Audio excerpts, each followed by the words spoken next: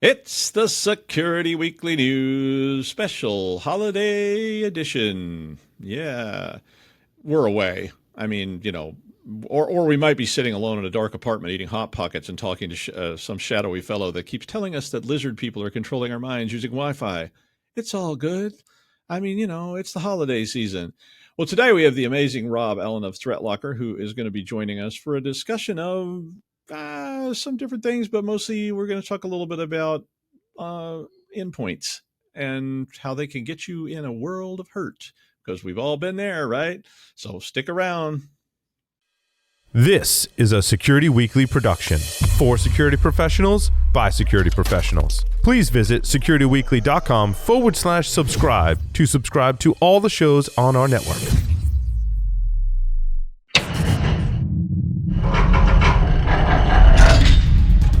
From the Security Weekly Vault, it's the show that keeps you up to date on the latest security news twice a week. Your trusted source for accurate security information and expert analysis. It's time for the Security Weekly News.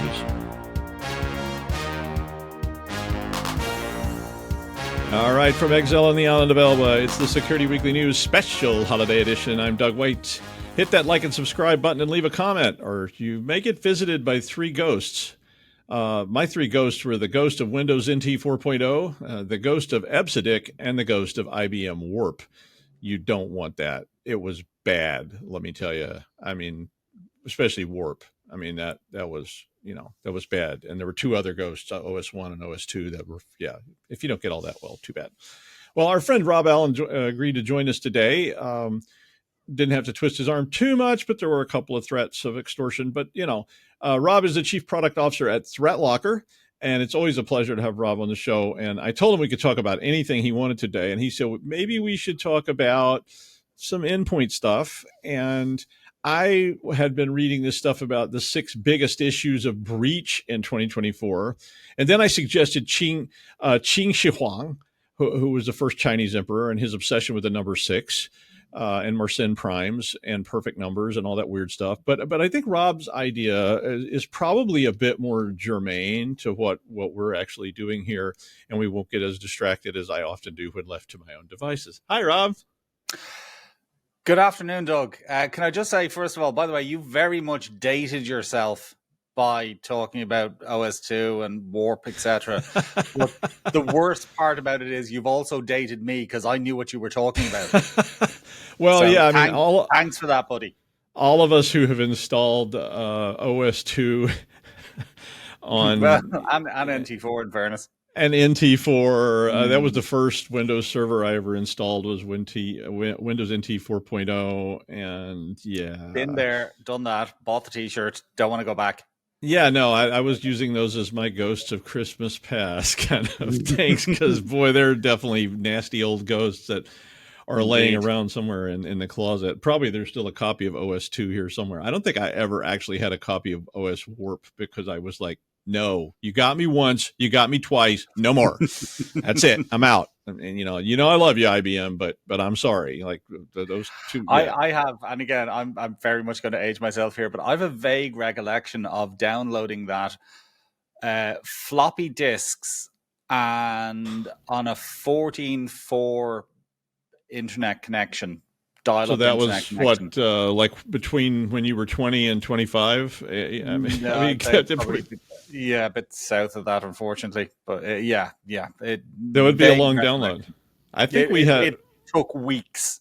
We had OS2 on floppy disks, and I think it was a lot of floppy disks. I remember Lou bought it. My friend Lou bought it, and we ordered it, and yeah, it was like a crate of floppy disks. I was like, what is this? And he was like, it's this awesome new operating system. It's going to replace Windows, and we'll have, the world at our fingertips. And yeah, then we sit down to try to install it. And it was none of those things. It was none of those things. It was not. And it wouldn't install without ECC RAM and all this other crazy stuff. And at the time, Lou was like, what's ECC RAM? And I was like, well, it's like RAM has parity bits. And so, he was like, is that more expensive? And I was like, yeah, it's about 10 times the cost. At the time, it was very expensive. And just to put enough RAM in the machine was going to be in a new motherboard, a very expensive set of RAM. And I even called IBM and asked them about it. I was like, do you guys really expect people to do this? Because the average price of a PC is going to be like, I don't know, $5,000, and this wouldn't even run on one of your PCs. You don't even make a PC this stuff would run on. And they're like, oh, yes, we do. It's the special edition, and they're like 10,000 each. And I'm like, yeah, send me 25 of them, because why not? I mean, it's a bargain at any price. Okay, well, we don't need the show to get off into the OS2 and warp weeds. Sorry, that was no, it's not your fault. It was my fault. I was the one that was rattling on about it. So I want to lead into this. So I was reading this article about these 6 things, and this was the article's from a while back, before we got here, like earlier in the month of December. I was doing this story, and they listed some things, and I want to add a thing to their list. Now, this was a study, so this is just what they found talking to a specific group of people. But they found their top 6 things were default credentials are still an issue, and I said, well, duh. They said attack. I mean, and I'm not criticizing them for doing this study in the sense that I'm saying duh, as much as it's like, well, yeah, that doesn't shock me any. The study says what the study says. They said number 2 was attackers target high risk users. I was like, okay, yeah, I think that makes a lot of sense. Social engineering works too well. I was like, yeah.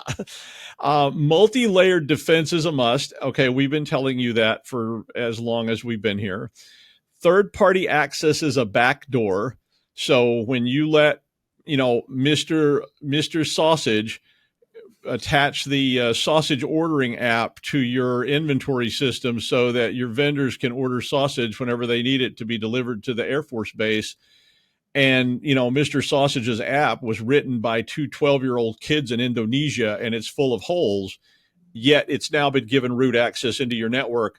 Guess what? That's yeah, exactly. And then they said recovery was the weakest link for the issue because people's times to recovery were so lengthy, which is sort of, to me, that wasn't really a symptom, or I don't know what that is, but it was more of a like outcome, I guess. But I didn't disagree with any of these 6 things. Did you? I mean, do you, Rob? In general terms, no. As you said, some of them were filed them under no shit Sherlock, but in general terms, no. I'm not objecting to any of them. Let me put it like that. I think that's my feeling. It's like, I'm not objecting to any of them. I feel like they're kind of obvious, but this is what people responded, I guess. I don't really know how they did the study, but I mean, these were the responses. So, and none of them surprised me a bit at all.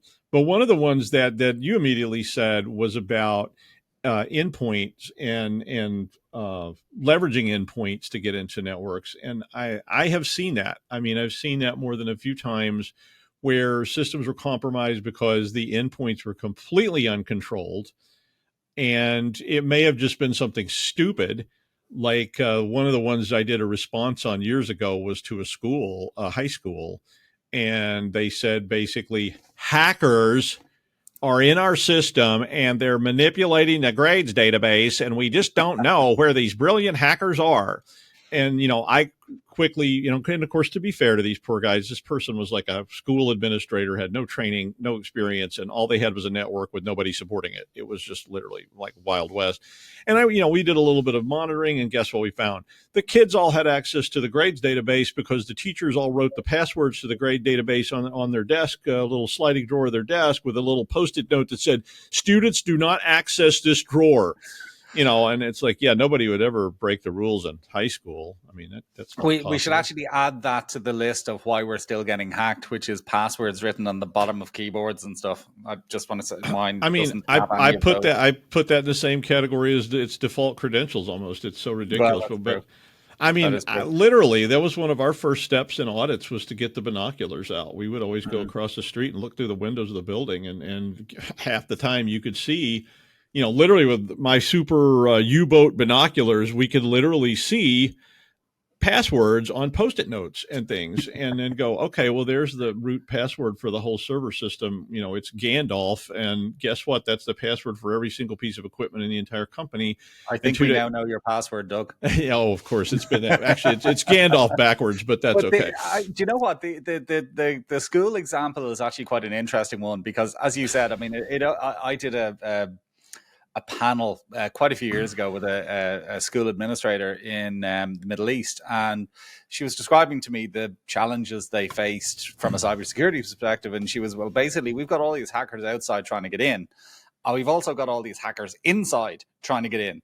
And it's actually not dissimilar to a lot of organizations. I mean, if you think about your typical organization setup and flat networks and everybody has access to everything, and I can connect to that server, and so can, people who don't need to connect to it can connect to the server as well. It all comes back to risky business, I suppose, but it's not dissimilar to an organization, which is, I mean, effectively it comes back to assume the bad guys are already in.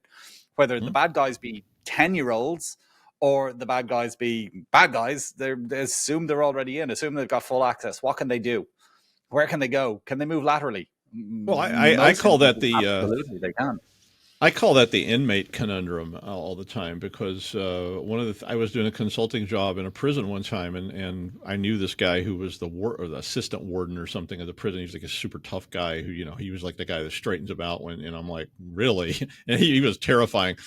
But the prisoners were too. But he was telling me how, anything we suggested in terms of this like computer laboratory, he was like, okay, I mean, I would go, I'm naive. I've not been in prison and all this stuff. And, I'm like, so we just put these machines down here on the table. And he's like, okay, yeah, they'll destroy those in about 2 hours. And I'm like, why? Yeah, please. I got a really interesting one just about I don't even, what do you call it? Are they called prisons or jails or all prisons? Of them. We have prisons, jails, fair. But we spoke to an administrator at one stage in ThreatLocker. Guy came through and he was looking for a solution to a problem that they had. And the problem that they had, and I have to say, like 10 out of 10 to the inmates for figuring this out. But the inmates, they didn't have browsers on their machines, and they still found a way to access porn through the computers in the jail. And do you know how they did it? They use the clip art function in Office. So using clip art in Office, you can basically use URLs. So they were browsing to URLs for porn sites by using the clip art feature in Office. And I was like, genius. They should be allowed to have that just by virtue of the fact that they actually figured out that they could do it. Now, unfortunately, we had a solution to it, which is basically we ring-fenced Office. And we said, look, Office can't go out and communicate with the entire internet, and no more porn. So sorry, criminals. And that's how the great prison riot of 2020 got started. Yes. We had that exact same story was from a middle school that I looked at, and they had spent all this money on an appliance that was supposed to block porn sites.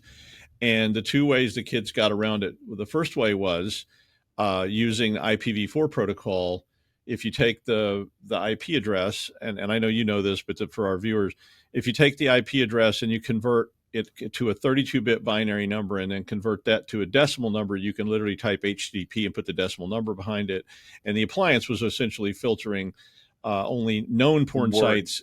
Yeah, and it was looking at words and the names that they knew about. And so once it had these numbers, it worked. And then they had also used this clip art, which I'm with you 100%.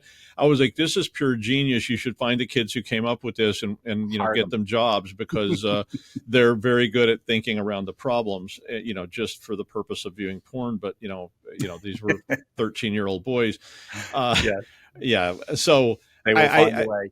Yeah, and I think in that light, I think that besides all those groups of people, and I call this the inmates conundrum, because the prison warden told me, look, these people have nothing but time.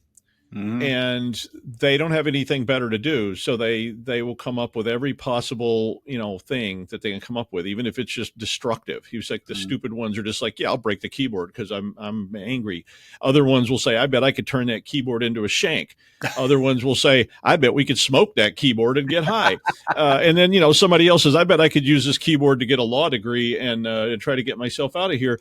And all of them are, because they got nothing but time. And that's sort of the same thing that you deal with employees in the company. So you're talking about insiders. And we always say insiders are a huge threat, and they are, because it's the inmate conundrum again. Because you've got employees who are in your offices 8 hours a day. They've got access to endpoints. They've got access to everything. They know how it works. They know that the printer is connected to this and to that. And then, oh, if you unplug this, all kinds of chaos. And you get disgruntled employees. I was at a company once where they literally had a company newsletter, and this guy was holding it up at this presentation, and he was saying, I just want to tell everybody, he said, as you've read the newsletter, it was below the fold, which that's a dated term too. He's like, below the fold, austerity measures are going to be taken. There's going to be right sizing. There's going to be budget cuts and all this stuff. And the headline he's holding up says CEO receives $11 million bonus for job well done. And, employees were literally like booing and throwing things. And he's like, yeah, sorry, that's just the way it's going to be. Have a nice day. But so you get those kind of people. So let's just talk for a second about the first group, which is companies that have no endpoint protection at all. They just give you a hot swap desk, and there's a terminal sitting on it, or a computer lab or whatever, and that's it. I mean, I can download stuff and install it.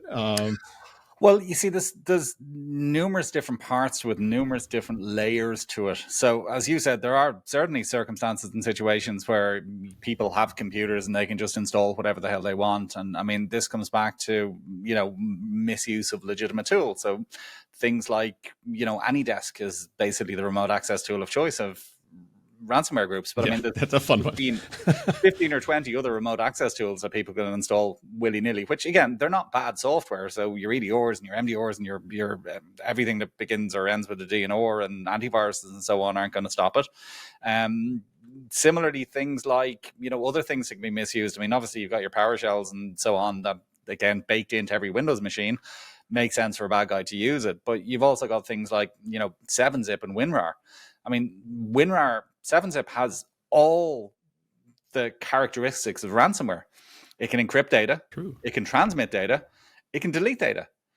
I mean, that's fundamentally what ransomware is. And I mean, we have seen WinRAR utilized in attacks and data breaches. So again, do you want those things to be able to run on all your endpoints? But I suppose what's particularly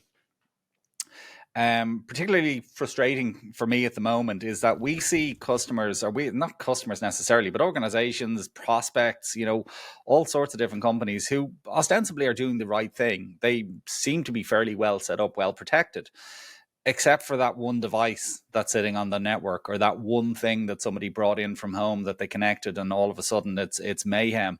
Or, I mean, so many situations and so many examples recently of VPN connections being compromised. I mean, that's a huge, huge issue at the moment, is somebody gets access to a VPN and all of a sudden they're on their network and they can do whatever the hell they want because they ain't running your security software. Can they access shares on your server? Absolutely they can. So it's a huge issue, even aside from the what's protecting the machines themselves. It's not really the what's protecting the machines themselves per se. It's the other things that are on people's networks, or the other ways to get connected to networks where you don't have anything in your way. You don't have any guardrails. Well, yeah, like there was a story earlier this year, or early in December, about Huawei. And Huawei requested 2.5 decillion IPv6 addresses to accommodate. Is that a made-up number, Doug? No, it is not. It is. Okay. It is an actual. It is a /17 IPv6. Gotcha. And that's that's around. 2. It sounded like a made-up number. I mean, it sounded like gazillion. Well, when you deal with IPv6, you end up in the made-up number category. Like, the fact that the 128-bit space actually maps out to something like 340 undecillion possible addresses. That too sounds like a made-up number. Yeah, it's 2 to the 128th minus 1, okay, essentially. So it's a crazy, gigantic number. And Huawei was requesting these this 2.5 decillion addresses, a /17 out of IPv6, because of the number of IoT devices they're going to produce in the next 5 years that they're going to run on IPv6. And so you have, I was doing an audit one time, and we went in an office, and a guy had brought in a little robotic toy that ran on the Wi-Fi, and it was connected to the network. Now, it didn't have any malware on it. I think I may have one of them at home. I've got several somewhere. People gave them to me, and I was like, I'm not connecting this to anything. But this thing was connected, and somebody brought it in and they plugged it in, and they found out people from out on the internet were accessing it because it was just wide open, and somebody scanning for that port found it, and it had default credentials. Now, this did not result in the end of their network or anything because there was not really a pathway through this device to anywhere beyond the device, but they were able to drive They were lucky.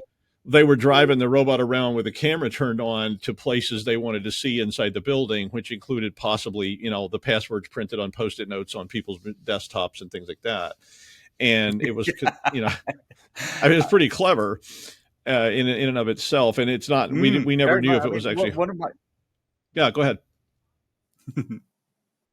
I was just going to say one of my, and favorite is a terrible word to use in this context, but one of my favorite attacks over the last number of years. Sorry, I know it sounds bad, but just for its sheer ingenuity and interest is one of the casinos I think they were in Vegas. It wasn't the big one recently, obviously, but one of the casino breaches recently in Vegas was it came from a smart heater in a fish tank.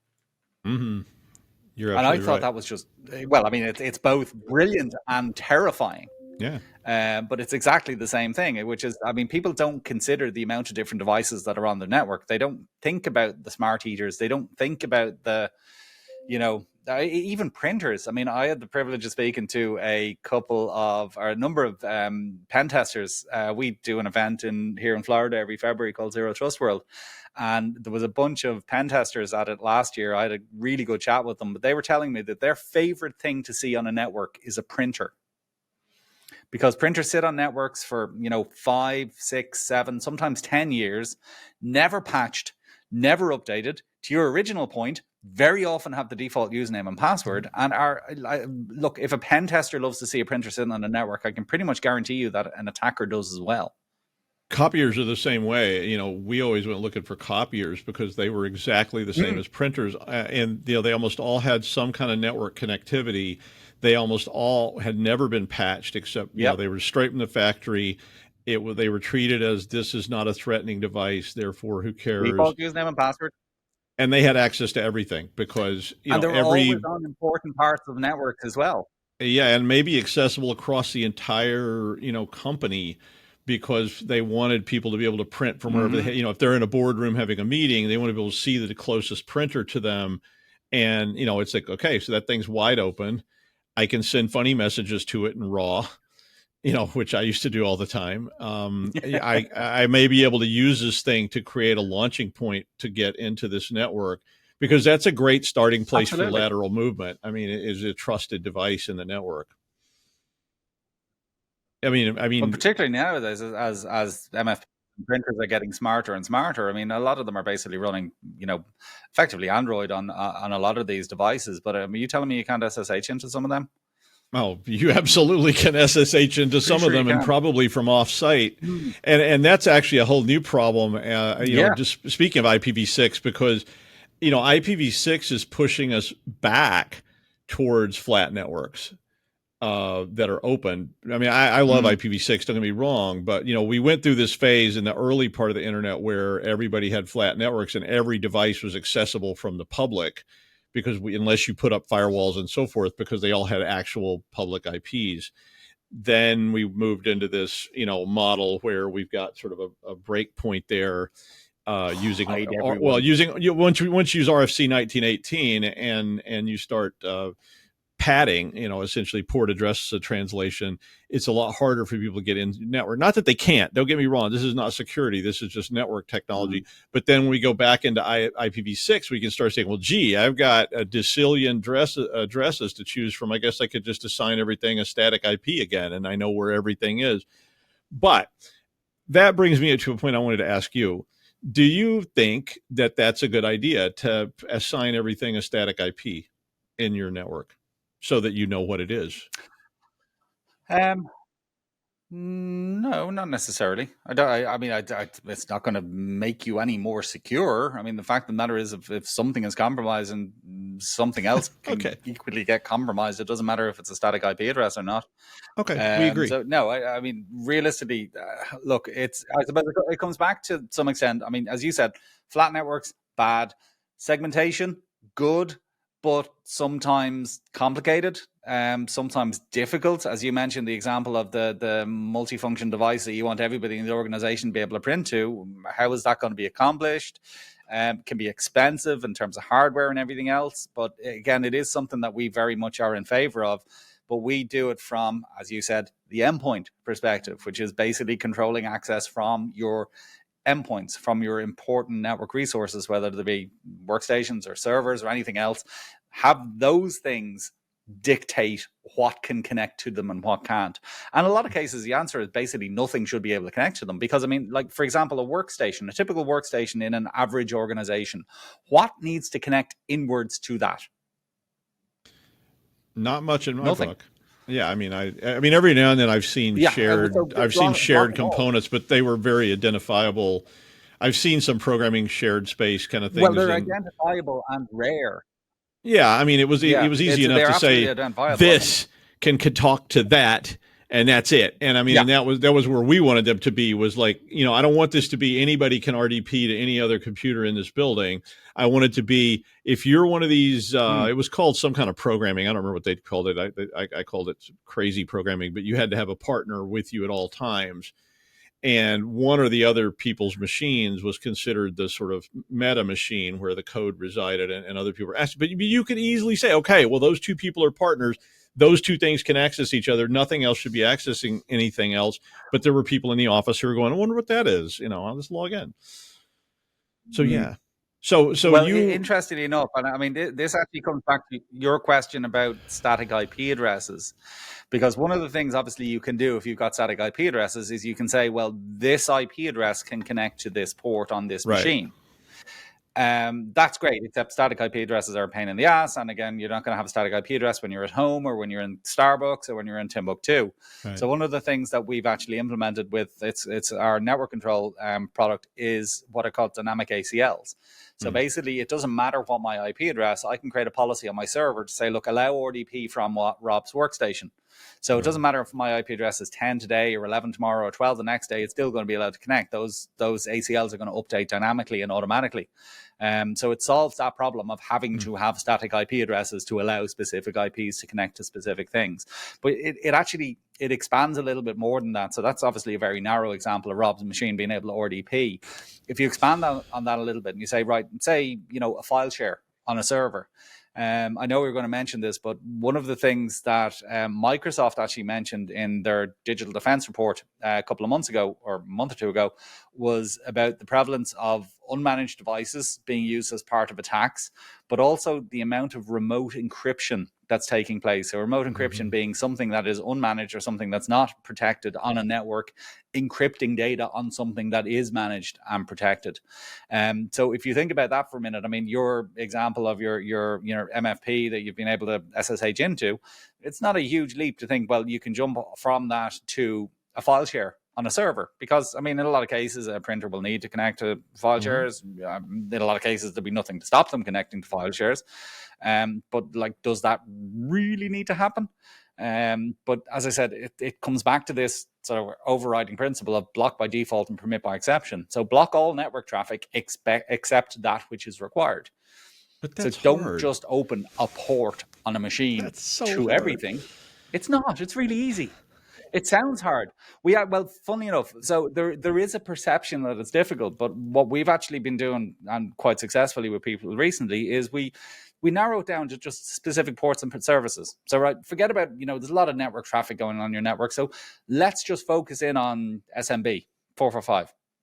Or let's just focus in on 3389. So remote desktop. And we basically we create, and we've got community policies to do this. So it's literally just a click, apply. But we create two policies. We say one is our default deny. So I'm going to block all SMB access on this machine. And then I create a permit policy, which is basically, okay, allow all SMB access from this group of computers to that machine. So it's a deny by default, permit by exception. The deny blocks everything. The permit by exception lets people and devices and things that need to do things for do things. As I said, same principle would apply to things like RDP. I mean, lateral movement is, our CEO Danny actually did he was on stage or after or before or something, one of the CEO of one of the other major EDR players, and the other guy had said that on average lateral movement takes place within 60 minutes. So basically, once they get into a machine, within 60 minutes, they will be onto something else within the network. But they also said that they have seen it happen in as little as 2 minutes. Sure. So to get into an environment, and within 2 minutes, they've already hopped off onto something else. I've seen people do that. So again, but again, make that really difficult. So if workstation A can't see, let alone talk to workstation B, you've just shut down that lateral movement straight away. It can't happen. I mean, I'll give you another silly example, which is, and don't tell anybody. Oh, sorry, I forgot we're on a podcast, but don't tell anyone this. So we opened up our office in Dublin about 2.5 years ago now. And the installation was put in by the internet provider. So they basically plugged everything in, hooked everything up, left us with a switch. Okay, so an 8-port switch, which was basically the internet. I didn't have, at that point, because I was in the process of setting the office up, I didn't have a firewall or a router or anything to plug into the switch. But I was in the office and I needed an internet connection. Now, I have my work computer, so I said, well, I'm going to plug my work computer into the internet. No NAT, no anything else, just plug it in and off it goes. Now, in the normal run of things, that's a really bad idea. Because you've got ports open, people are going to see it pretty much straight away. They're probably going to be brute forcing it in about 15 seconds. But I knew my machine was running ThreatLocker and had a network control enabled that was blocking everything. So as far as the entire internet was concerned, my machine was invisible. Now, as I said, I'm not promoting this. I'm not saying it's a good idea to bypass firewalls and switches and everything else. And I'm saying just in that particular instance, I had the confidence in network control running on my machine, blocking all traffic, which meant that device was effectively invisible to the internet. No, I mean that makes perfect sense. I also would never say don't worry about layers, but it kind of does. If no one can see you, you've vastly reduced the threat surface. Even if there are still threats that exist, the threat surface is vastly reduced. Just like if they can't see your car because you covered it with leaves or something, maybe they won't steal it. That's not going to guarantee they won't, but it's certainly a big step forward. And having a couple of rabid pit bulls in the backseat wouldn't hurt either. But yeah, I agree with that. And I think that's sort of the essence of zero trust ideology, which we need to adopt. But like I said, I mean, it is hard because when you're an admin and somebody says, here, put this new thing in, we got this new printer, and you start disabling things and it won't work. And the phone is ringing and the CEO is yelling at you saying, I want to print now. And you either fix it or I'll get somebody who will. And if you think I haven't actually had that phone call, you would be wrong, because I have. And you're trying to take the time to do it right. And instead you go into the engineering conundrum, which is basically just fix it. We'll worry about the safety of it later. And that's how you end up with, a nuclear weapon in the trunk of your car. Not that I ever did that, but I mean, that's how that kind of stuff comes about. And that's how that printer finally gets just slapped in there and you open. I mean, and I wouldn't even tell you the number of times we've audited people and said, how come you have all these firewall rules and every single one of them is disabled? And right here at the top of your firewall list, it says permit IP any. And you said you had a firewall, which you do. No, I've seen this. And I'm like, so why is it like that? Because I know, but I want them to tell me. And then they go, well, we hired a consultant and they wrote all these firewall rules that are going to restrict everything. And when the minute we enabled it, everything quit working. And there was no email and nothing would work and the internet was down. And so this intern that was here told us that if you just put that at the top, we could keep that there until we figured the rest of it out. And I'm like, and when did this happen? I think it was about 2018, and I mean, they're literally they've spent a bunch of money on a firewall that's not even working.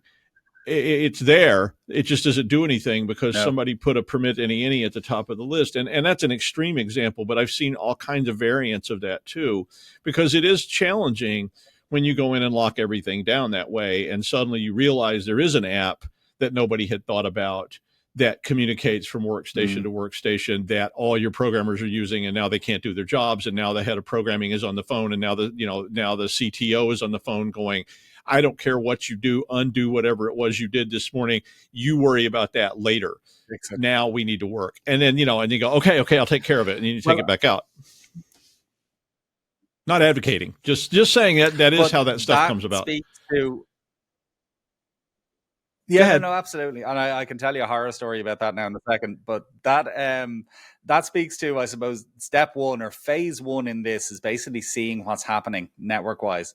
Because most organizations are not running Wiresharks. They're not. They don't know what network traffic looks like. They don't know what connections are coming into their servers. They don't know anything. I mean, they have a rough idea, things are working, and maybe if they've got a list of, firewall ports that are open on a machine, but generally speaking, they've got no visibility. So step one in actually controlling this stuff is seeing what is happening, seeing what's going on. And I can give you a million different examples of. And that's exactly what we advocate. With a customer in.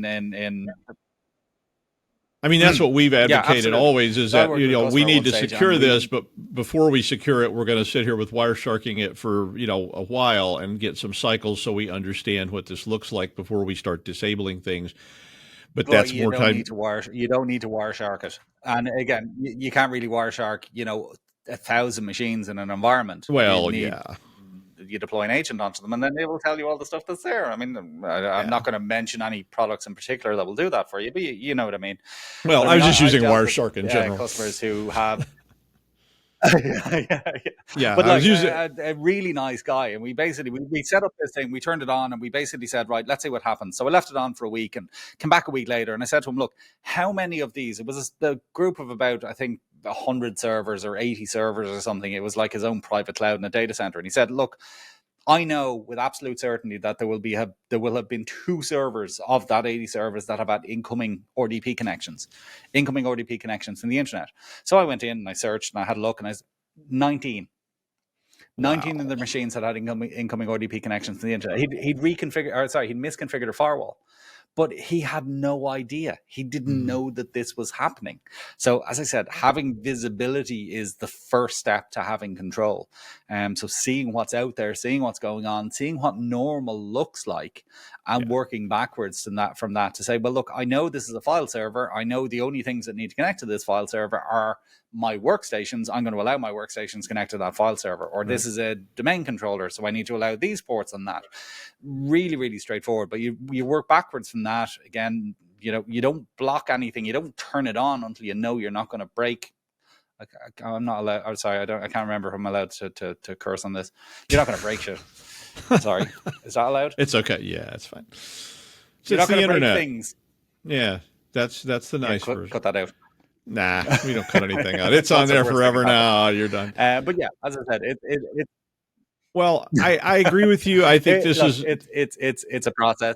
I think this is one of the big areas that we need to work on more. I mean, we've always needed to work on this. I think this is a huge threat vector for all of us, because we all have devices, even if just in your home. We have endless IoT devices that are wanting to get on our networks and so forth. The home is a brilliant example. Yeah. And I mean, the home's a great example. I mean, I ran an IP scan in my house there a couple of weeks ago. I got 70 devices. Yeah. 70. And how many of those have gotten an incoming connection? There's cameras, there's doorbells. Well, that's a really good question, and it's probably something I should check out. Well, I mean, I mean, all your appliances now. If you have any new appliances, they definitely want to talk. Mine sit up there and wail into the void, and I don't let them communicate. They really don't like that either. They're all the time blinking and going, "I can't connect. Let me talk to China now." And I'm like, sorry, friends. Your televisions. Guess where they're all made. They are. Yeah. And I mean, the motherboards and everything else, the chipsets, all of it came from China. And I'm not that afraid of China. I don't mean that in a challenging kind of way, China. I'm cool, but ni hao. They make my iPhone. They make my iPhone. Yeah. I love my iPhone. And our house is filled with IoT devices. I get one of the myriad of devices on my network.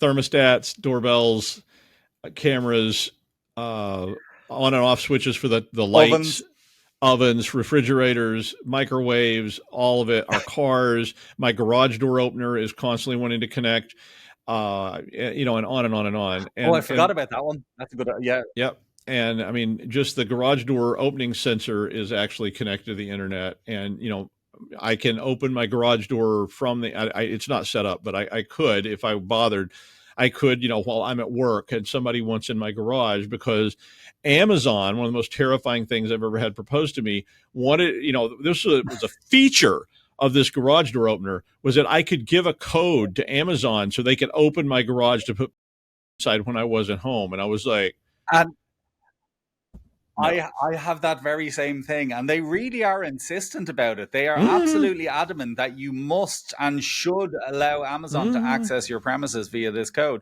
I'll give you a scary one. I have the same thing basically with my gate opener. So my gate opener basically can, and currently does not, and probably won't, but can allow Amazon access to my property. Hey, I mean, it's the oldest trick in the book, right? I'd forgotten about the garage opener also being a device on my network at home.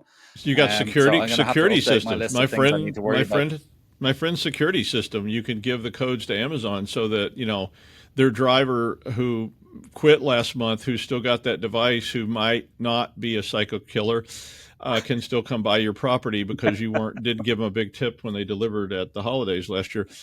Yeah, I mean, not that I'm paranoid or anything, but so if you had one as the year winds out here, if you had what's the first step though? I mean, is it this zero trust sort of model? Is that the first step forward for people that are sitting there right now listening to this going, we don't have anything, we don't have a SOC, we just throw everything in there and plug it in and hope that it works.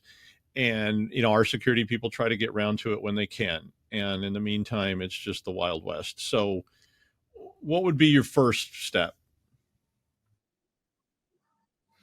Well, I suppose implementing zero trust and zero trust in general, it's not something you can buy. It's not a product that you can go out and I'm going to buy some zero trust now. It's to sound a bit flaky, but it's more of a journey than a destination. It's something that you should strive towards. It's something you should work towards. So there's that. As I said, I mean, from a practical perspective, the first step, whether it be blocking unwanted or unknown applications, or controlling what things can do, or controlling network access, or who has access to what data, or whatever the case may be, the first step is visibility. The first step and the first challenge is figuring out what's out there. So how many different remote access tools do I have on my machines? How many unprotected, unknown, random devices are connecting to ports on my servers? Or, what are workstations talking to each other for? Should they be? Probably not. So I suppose the answer to your question is step one is visibility. Figure out what's out there, figure out what's going on, and work backwards from that to figure out, well, that's my step one. I call it baselining, but it's the same thing as visibility. Yes. You have to know before you can do anything, you have to know what your network looks like. You have to know what's going on and the patterns. And until you know those things, meaning an inventory of this stuff, you don't really have a lot of options, because then you're back in this dilemma of, if I start blocking things, everything quits and we don't know why. And then we're right back where we started, turning all the opening and unlocking all the doors and windows because nobody has a key. And so I always say, you need to understand this first, because if you don't know what it looks like, how can I, as a consultant or a third party, have any clue what it looks like? I don't know if that printer needs to be connected to these things or not. So do you even know if you have any printers? And they're like, we don't have any printers. And you go, really? I saw one right down the hall. And they're like, oh, that thing is not connected. I'm like, it looks connected. And oh, wait, I'm printing to it right now. I'm printing, we have no security on your printer, over and over again. Go check and see it. And then the guy goes, how are you connected to our network? And I'm like, I'm like, oh, I plugged into this port on the wall. And he's like, oh, the Wi-Fi is restricted. I'm like, yeah, these ports aren't. I just plugged in directly, and like you did. And Yeah. No, I mean, look, to your point, I suppose, if you don't know what normal looks like, how do you know what abnormal looks like? Yeah. I mean, that example of plugging into a port in the wall is really funny because it's actually one of the most common requests that we get from customers who are being subjected to pen tests. Pen testers will come in, they'll basically plug something into the network. And I actually know of an example where a customer of ours was subject to, and this sounds like a really rude thing, but an offensive pen test. But the story was basically this guy followed somebody, tailgated somebody. Yeah, I know. They tailgated somebody into the reception area of this company. Now, they didn't try and go somewhere else directly from there. What they did was they tailgated somebody else into a bathroom, or sorry, restroom, I think is the common parlance for it in this part of the world. So went into the restroom, hung out there for about 10 minutes. Then yeah. So then they followed the person from the restroom and tailgated them into a secure part of the building, basically somewhere where they could just plug into a network port in the wall, which they did. Got connected to the network, couldn't see a damn thing. Nothing out there. They ran scans. There's no devices responding. There's nothing happening. Like, what's going on? It's basically dark.